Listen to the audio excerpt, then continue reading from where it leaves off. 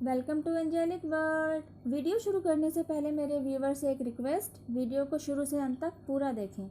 जैसा कि थंबनेल से ही पता चल रहा है, आज का मेरा टॉपिक कुछ डिफरेंट है।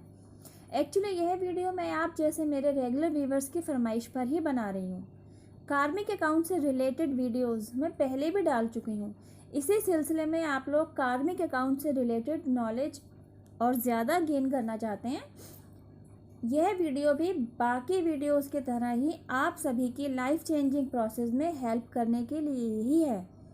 मेरी वीडियोस आपको यूनिवर्स, एंजल्स और गॉड के साथ सीधा सीधा जोड़ने के लिए ही प्रयासरत हैं। इसी के तहत लाइफ चेंजिंग प्रोसेस में मैं स्पिरिचुअल पाथ और स्पिरिचुअल ग्रोथ से रिलेटेड वीडियोस भी डालती ही रहती हूँ।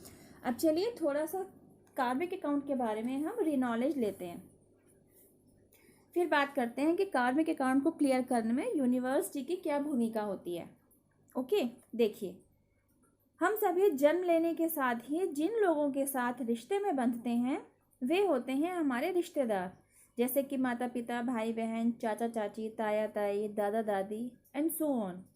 तो वह हर एक रिश्ता जो हमसे डायरेक्टली बिलोंग करता है वो एक्चुअली हमारी ही पास्ट लाइफ से हमारे सामने आया हुआ होता है। उस हर एक रिश्ते के साथ हमारी कोई ना कोई कहानी पीछे से ही, मतलब पूर्व जन्म से ही चलती चली आ रही होती है, जिसका हमें पता नहीं होता, लेकिन उसका एंड होना बहुत ज़रूरी होता है। अब क्योंकि किसी ना किसी वजह से सॉरी उन प्रीवियस स्टोरीज को एंडिंग नहीं मिल पा रही होती है, बस इसीलिए वह रिपीटेशन चलता ही रहता है। तो यह जो कहानी होती है ना, इनमें जो इश्यूज आ रखे होते हैं, जो पूरे नहीं हो रखे होते हैं, बस यही कार्मिक अकाउंट होते हैं। मैं इसके बारे में आपको और क्लैरिटी देती हूँ। आपका जन्म जिस भी परिवार में हुआ, आपके वहाँ सबसे रिश्ते बने। आपका आपके पिता के साथ रिश्ता बना, आपका आपकी मम्मी के साथ रिश्ता बना, मतलब आपका आपकी हर फैमिली मेम्बर्स के साथ कोई ना कोई रिश्ता बना। एक्चुअली रिश्ते बनते ही इसलिए हैं क्योंकि आपका और आपके उस हर एक फैमिली मेम्बर के साथ कोई ना कोई कार्मिक अकाउंट ऑलरेडी बना ही हुआ है, जो कि अभी तक क्लियर नहीं हुआ है, तभी ना आपके साथ साथ चलता चला जा रहा है। अब इस बात को थोड़ा सा एग्जाम्पल के साथ और अच्छे से समझने की कोशिश करते हैं। Suppose in the very first life cycle आपका आपके दोस्त के साथ बड़ा ही प्यारा रिश्ता होता है और आपने उसकी मदद के लिए 10 लाख रुपए तक दे दिए। सालों साल बीत जाने पर भी आपको जब वह पैसा आपके दोस्त ने वापस नहीं किया तो आपको अफसोस तो था। अब लेकिन कुछ टाइम बाद आपके दोस्त की डेथ भी हो गई, मतलब कि वो काम तो वहीं ख़त्म हो गया। अब आपके पैसे आप तक पहुंचाएगा कौन, क्योंकि आपके दोस्त की तो डेथ हो गई। अब क्योंकि वो लाइफ साइकिल वहीं एंड हो गई है और उसमें आपको आपका पैसा भी वापस नहीं मिला, तो इससे हुआ क्या? इससे हुआ ये कि आपका और आपके दोस्त के बीच में एक कार्मिक अकाउंट क्रिएट हो गया, जो कि अब चलकर नेक्स्ट लाइफ साइकिल तक पहुंच गया है। अब इस न्यू लाइफ साइकिल में आप भी हैं, आपका दोस्त भी है, लेकिन नए संबंधों के साथ। उसमें पुरानी अवेयरनेस 1% भी नहीं है। अब आप दोनों दोस्त नहीं बल्कि पिता और पुत्री बनकर पैदा हुए हैं। मैं ये एग्जाम्पल आपको दो दोस्त और पिता पुत्री का इसलिए ही दे रही हूँ ताकि आप अच्छे से इस बात को समझ पाएं। आप चाहें तो दो सहेलियाँ, माँ बेटी या माँ बेटा, जैसा भी आपको समझने में आसानी हो, you can go with it. अब न्यू लाइफ साइकिल में कैरेक्टर बदल चुके हैं, लेकिन जो नहीं बदला है वो है दो दोस्त, यानी कि दो सोल के बीच में वह कार्मिक अकाउंट, जिसका क्लियर होना अभी बाकी है। अब क्योंकि इस न्यू लाइफ साइकिल में जो पिता है वह वो दोस्त है जिसने 10 लाख रुपए लिए थे, और जो पुत्री है वह वो दोस्त है जिसने 10 लाख रुपए दिए थे। अब अगर इस न्यू लाइफ साइकिल में पुत्री पिता से 10 लाख रुपए ले लेती है तो यह कार्मिक अकाउंट इसी जन्म में, यानी कि जो सेकेंड नंबर की लाइफ साइकिल चल रही है, उसमें ही क्लियर हो जाएगा। लेकिन अगर किसी भी वजह से 10 लाख रुपए पिता की तरफ से पुत्री के पास इस जन्म में भी नहीं पहुंचते हैं, मतलब इस सेकेंड लाइफ साइकिल में भी नहीं पहुंचते हैं, तो यह कार्मिक अकाउंट फिर से नेक्स्ट लाइफ साइकिल में कैरी फॉरवर्ड हो जाएगा। यह एग्जाम्पल मैंने सिर्फ और सिर्फ आपको यही समझाने के लिए दिया है कि दो लोगों के बीच में जो रिलेशन बनता है ना, वो एक्चुअली एक दूसरे को कुछ देने के लिए या एक दूसरे से कुछ लेने के लिए ही बनता है। वह लेन देन इमोशनली भी हो सकता है और फाइनेंशियली भी हो सकता है। इमोशनली हुआ तो मतलब क्या बना इसका मतलब कि दो लोगों में से एक ने दूसरे से सेवा ली थी तो अब उसको वापस भी करनी होगी। और फिनेंशियली ऐसे जैसे कि जो मैंने एग्जांपल आपको अभी इस वीडियो में दिया ही है, भाई एक ने दूसरे से पैसा लिया है तो उसको वापस भी तो देना होगा ना। बस क्योंकि वो लेन देन इमोशनली और फिनेंशियली जिस भी तरीके के थे उन दो लोगों के बीच में अधूरे रह गए हैं, उसकी पूर्ति के लिए ही उन्हें नेक्स्ट लाइफ साइकिल तक की जर्नी पूरी करनी पड़ती है और उस अकाउंट को, उस कार्मिक अकाउंट को क्लियर करना उन दोनों को आपस में एक दूसरे के लिए ज़रूरी होता है। इतना तो तय है कि आप में से जो भी मेरी वीडियोस देख रहे हैं वे वो लोग हैं जिनकी लाइफ में angel numbers, coins, feathers, birds, इन सभी की प्रेजेंस रहती ही रहती है और अब वे स्पिरिचुअल ग्रोथ को और भी अच्छे तरीके से समझना चाहते हैं और तो और स्पिरिचुअल पाथ पर चलना भी चाहते हैं। तो आपके दिमाग में अब यह सवाल भी ज़रूर आ रहा होगा कि क्योंकि अब दोनों दोस्तों का पिता और पुत्री के रूप में रीबर्थ हो चुका है तो फिर बेटी पिता से 10 लाख रुपए ले कैसे पाएगी, क्योंकि पुरानी लाइफ साइकिल की स्टोरी तो उन दोनों में से किसी को भी याद थोड़ी ना होगी। आपने बिल्कुल सही समझा। तो मैं आपको बता दूं कि यहाँ से शुरू होता है यूनिवर्स का रोल। समझिए इस बात को। हम सभी तक एंजेलिक मैसेजेस भेजने में भी तो यूनिवर्स का ही रोल होता है ना। अभी तक तो आप ये सब कुछ जान ही चुके हैं।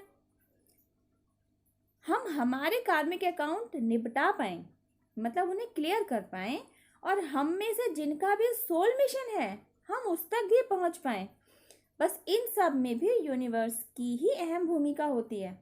चलिए अब यूनिवर्स के रोल को समझते हैं। एक और एग्जाम्पल लेते हैं। ओके, इस एग्जाम्पल में एक बच्चा है जो कि मैथ्स के पेपर में बार बार फेल हो रहा है। क्यों? क्योंकि एक ही सवाल पे आकर उसकी गाड़ी बार बार अटक जाती है। उसके रीज़न बहुत सारे हो सकते हैं, जैसे कि या तो वह उस सवाल को समझ नहीं पा रहा, या फिर वह फार्मूला गलत लगा रहा है, या फिर अगर उसने उस क्वेश्चन को अच्छी तरह समझ लिया और फार्मूला भी सही लगाया तो फिर उसने कहीं ना कहीं कैलकुलेशन में गलती कर दी। मतलब इन तीनों में से कोई ना कोई मिस्टेक है जो वो कर रहा है और इसकी वजह से उसका मैथ प्रॉब्लम वो चाहकर भी सही तरीके से सोल्व नहीं कर पा रहा है ना। मतलब रीज़न इनमें से कुछ भी हो सकता है। अब इसका कंक्लूजन क्या है?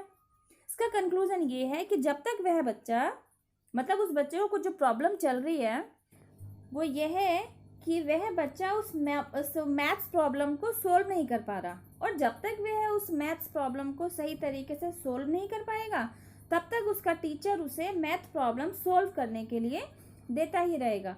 और एक बार जब उस बच्चे ने उस मैथ प्रॉब्लम को सही तरीके से सोल्व करना सीख लिया तो उसका टीचर उसे वह मैथ प्रॉब्लम को सोल्व करने के लिए देना बंद कर देगा, क्योंकि फिर वह टीचर यह बात अच्छे से समझ चुका होगा कि now that boy is able to do that kind of problem, तो no need to do any more. उस बच्चे को दोबारा अब उस प्रॉब्लम को सोल्व करने की ज़रूरत नहीं है।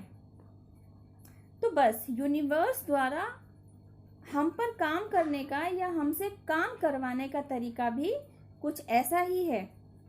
यूनिवर्स द्वारा हमारी लाइफ में सेम प्रॉब्लम्स रिपीट होती ही रहती हैं। मतलब वे उन प्रॉब्लम्स को हमारी लाइफ में से बार बार गुजारते ही रहते हैं। उसका रीज़न ये है कि जब तक हम उन प्रॉब्लम्स से डरने की बजाय उनको फेस करके, उनसे लड़के, उनसे बाहर आना, उनसे जीतना, उन प्रॉब्लम्स से जीतना नहीं सीख जाते, तब तक ये रिपीटेशन यूनिवर्स की तरफ से ही हमारी लाइफ में भेजे जाते रहते ही हैं। और एक बार जब हमने उन प्रॉब्लम्स को फेस करना सीख लिया, कैसी प्रॉब्लम्स हो सकती हैं वो हमारी लाइफ में आए हुए अनसुलझे रिश्ते हो सकते हैं, कोई भी अनसॉल्व सिचुएशन हो सकती है फिनेंशियली, इमोशनली। तो जब तक हम उन अनसुलझे रिश्तों को सुलझा नहीं लेते, जब तक हम उन अनसॉल्व सिचुएशंस में जाकर उन पर काम नहीं कर लेते, तब तक ये प्रॉब्लम्स रिपीट होती ही रहती हैं हमारी लाइफ में। सोचते रहते हैं ना आप लोग कि अभी तो आप एक प्रॉब्लम से लड़के बाहर आए हैं, फिर दूसरी खड़ी हो गई, अभी तो दूसरे से लड़कर बाहर खड़े आए हैं, फिर तीसरी खड़ी हो गई।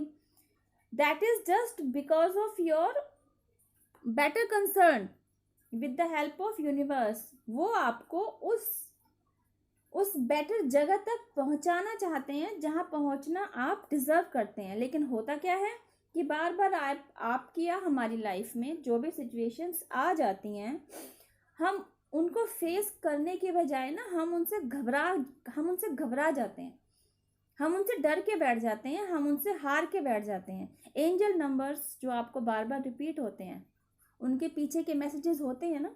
मैंने कितनी ही वीडियोस, कितने ही एंजल नंबर्स के बारे में आपको समझाया है कि उनके पीछे के एंजेलिक मैसेजेस क्या है।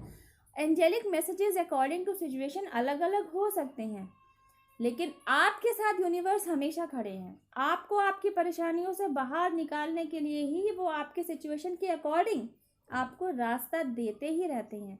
हर वीडियो में यही बताती हूँ ना मैं आपको, आपकी इस सिचुएशन से आपको इस तरीके से बिहेव करना है, आपकी उस सिचुएशन में आपको इस तरीके से फेस करना है उस सिचुएशन को। सिमिलरली, तो जब जब आप उन सिचुएशन से लड़कर, उनसे जीतकर, उनसे बाहर आना सीख जाते हैं, तब आपको उन पर काम करना आ जाता है एक्चुअली। तो बस आपकी लाइफ में जो रिपीट होते हुए पैटर्न होते हैं ना, एक बार जब आप उनको पकड़ लेते हैं, उन पर काम कर लेते हैं, तो डेफिनेटली हम और आप हमारे कार्मिक अकाउंट्स को इसी जन्म में, इसी लाइफ साइकिल में ना केवल सुलझा देंगे, नील कर देंगे, बल्कि नेक्स्ट लाइफ साइकिल तक लेकर नहीं जाएंगे और नेक्स्ट लाइफ साइकिल में न्यू कार्मिक अकाउंट क्रिएट होने से भी हम रोक पाएंगे।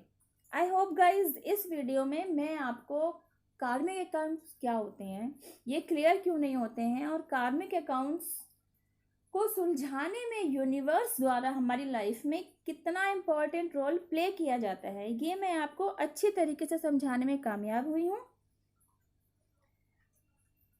अब मैं आपसे मिलती हूँ मेरी नेक्स्ट वीडियो में। टिल देन हैव पेशेंस, रबा खैर, जय माता दी, टेक केयर, बाय।